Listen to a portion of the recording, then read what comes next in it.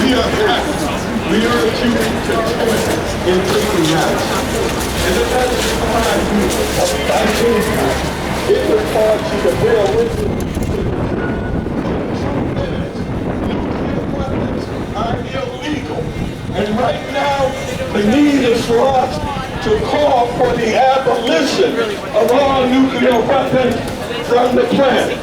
Do you know, even if you don't use the weapon, an accident is deadly enough. And do you know that if someone should accidentally push the wrong button, it would not be pretty.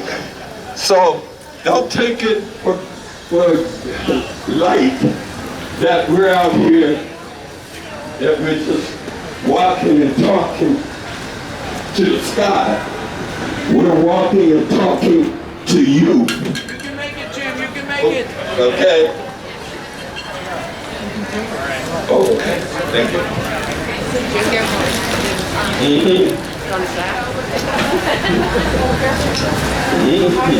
Yeah.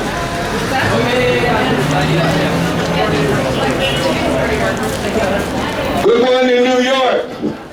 If you're looking at us, here's what you need to know. We are not out here because we're crazy. We're out here because we are people of peace from all around the world. We come from countries everywhere, probably even your home. We're out here to tell you that nuclear weapons are illegal. We are out here to tell you the time has come for us to do away with nuclear weapons. The abolition of nuclear weapons is the order of the day. And our role today is to share that message and to show up so that you will know why we're here. Now, officers, can we stop in the middle of the street here? No, I gotta get the bus through. Oh, okay. All righty. Thank you, sir. All right. Thank you. I'm taking it time. Okay. I'm gonna give the mic over to Anthony and Michelle return.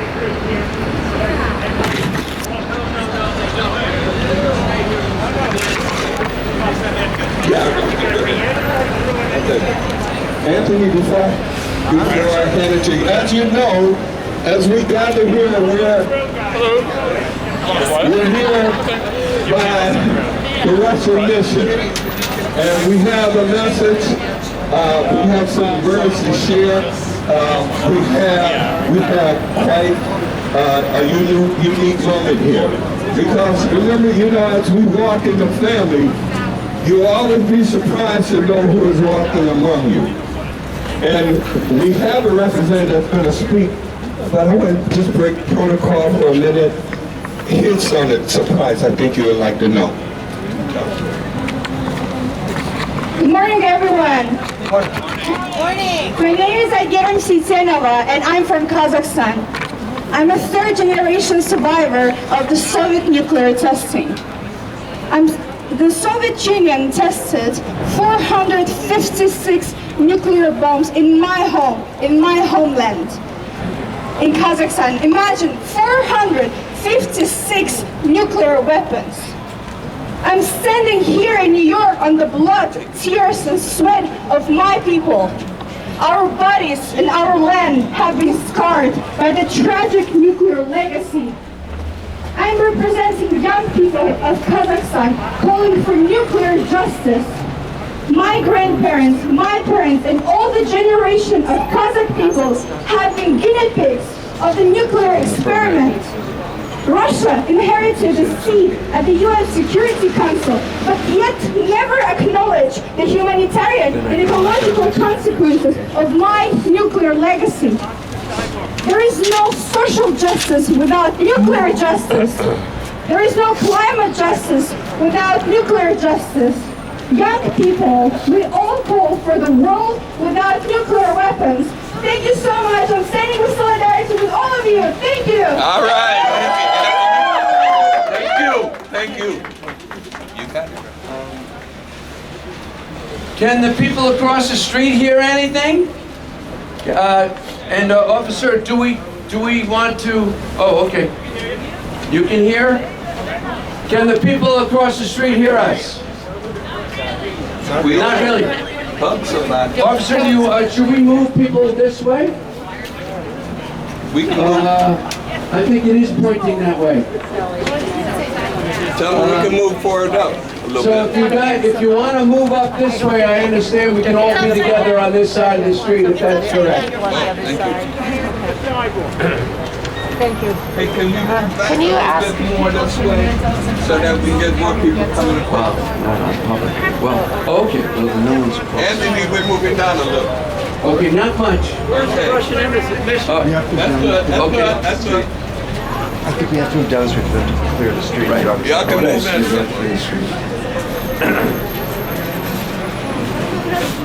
Is Sergey here? Thank you. Sergey. Yeah, hi. God bless you. All right. Good. So thank you very much.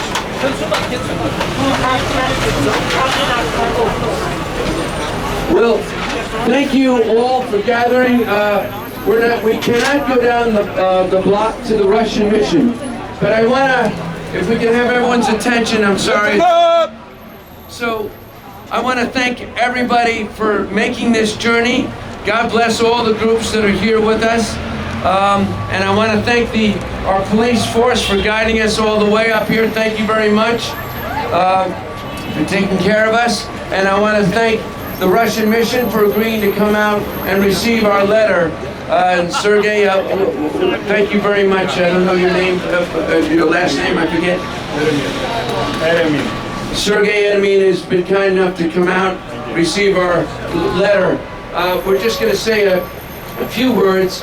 I'm a New Yorker for many years, and all my life, in the 70s anyway, I remember plane loads of Japanese hibakusha coming to my city, handing me little cranes, and all of us.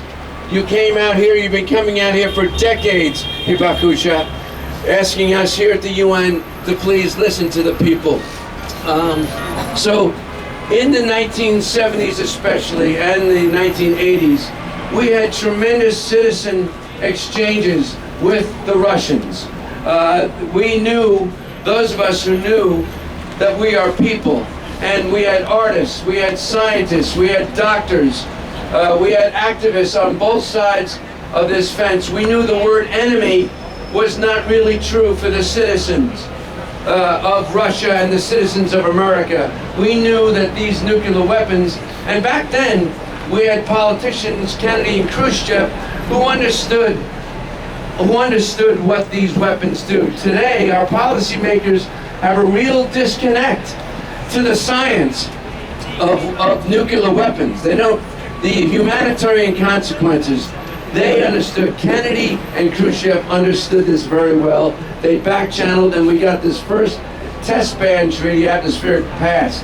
So I want to thank all and Gorbachev, when he came years later to our White House, thanked all the American people and the people around the world for standing up against nuclear weapons. And it was that moment between Khrushchev and Kennedy where we almost got there, but also with Gorbachev and Reagan, we almost got there. But we know the industry kicked in, and here we have this problem. I want to bring up a couple of people to say a few words, but just the citizen. Thank you all for just being here, and I want to thank you, Sergey, as well, for being here. We're going to deliver this letter, but we're going to have two people just come up and say a few words. Dr. Ira Helfand has been at this for many decades, going around the world, pleading with people to understand the science and the effects of these weapons and what they do. And if Dr. Helfand can take the mic for a moment. Thank you so much. Thank you all for coming today. I want to say a special shout out to Jim Anderson for the incredible job leading us on the march up here. Look, it's really cold. I don't want to speak for a long time. I really want to get in and get warm again. We are at an extraordinarily dangerous moment. And it is easy, I think, for us to be somewhat overwhelmed by the danger that we're facing right now. But we have to remember that we were at an equally dangerous moment in the 1980s. And President Gorbachev and President Reagan had the wisdom to understand that no issue that stood between the Soviet Union and the United States was important enough to risk a nuclear war. Our current leaders do not yet have that understanding, and it is our job to help them come to that realization. A nuclear war will be a disaster for everyone, and we need to make sure that our leaders understand what is involved. As Anthony pointed out, they don't get the science. They literally don't know what's going to happen if there's a nuclear war, and that's our job, to make sure that they do.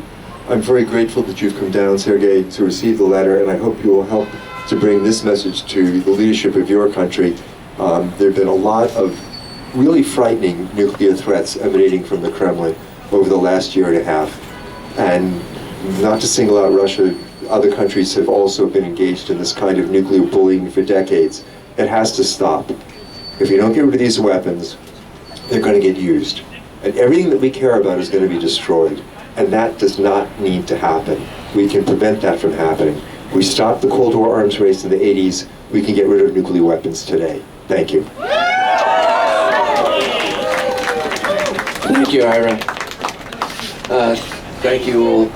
We're also going to hear a moment from Martha Hennessy, who's the granddaughter of Dorothy Day, who in 1945 in August, that the first bomb, Dorothy Day stood up, put in writing that we just vaporized many, many thousands of human beings.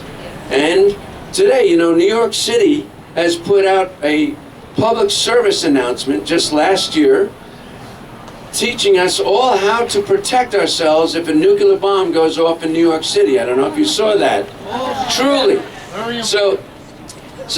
But says very important. So anyway, we modified that and put it up recently. But Dorothy Day stood up in the 50s and knew very well what nuclear weapons does. And she said, I'm not going to go along with this. Martha, are you here? Thank you. God bless you.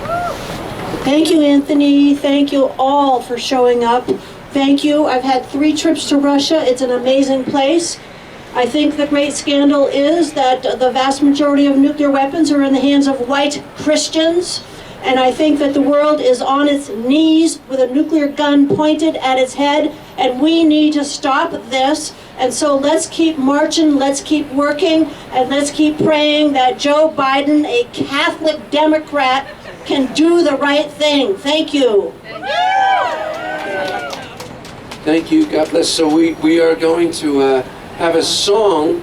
The grannies, we had a request to sing "We Shall Overcome." The Hibakusha wanted to sing this, is what I understand. Is that correct? But if you want to play, but Hibakusha, want to come forward to sing that song? That's what I was told. Okay, you're over here. Can you come forward a little bit? And I also have to give a great thanks to James. Second mic. I have to thank you, James, for 2 hours guiding this whole crew, like so beautifully. And to James, peace action. So they're going to lead us in this one song. We got a second? Yeah, thank you. So this is for our Russian and our United States missions, and maybe you can sing along with Bud here, our guitar player. Everybody. We shall overcome. We shall overcome. We shall overcome someday.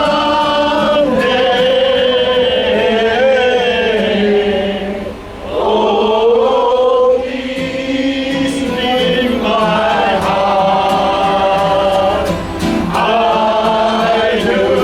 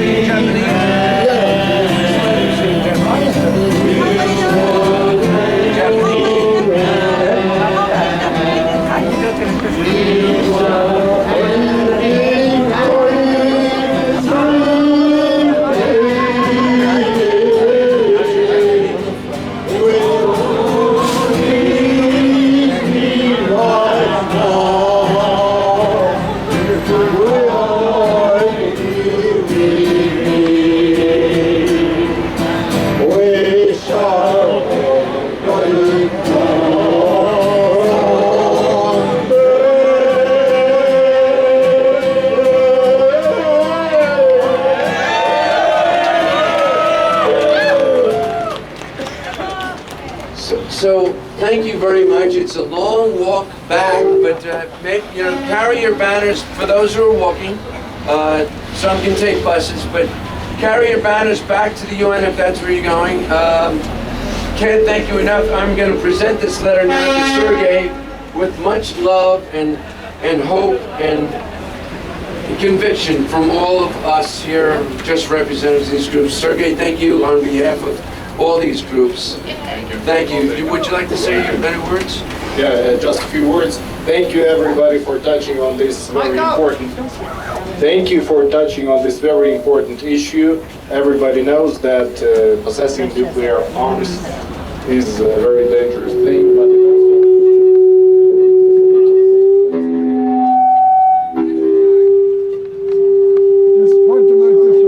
It may be that mic. Okay. Yeah.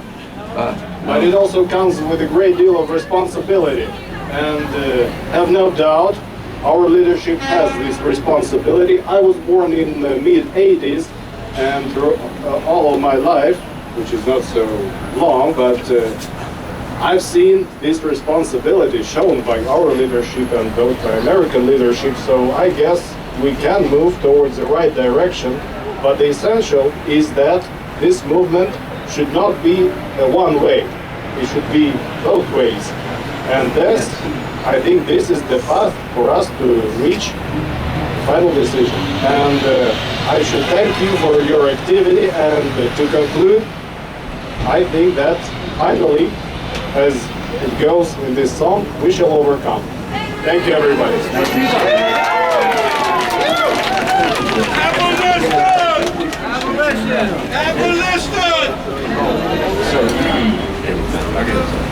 Yeah, we appreciate it. Keep in touch. Thank you guys. Thank you everyone. Don't worry. Okay. Duly noted. Yeah, thank you. Duly addressed. Thank you so much. The letter was translated into Russian by Michael Gorbachev, who's distantly related to Mikhail Gorbachev. So, Oh, thank you so much. And there's a lot about working together with Russia and China and everybody. It's very good. Can I switch you? well, we're over.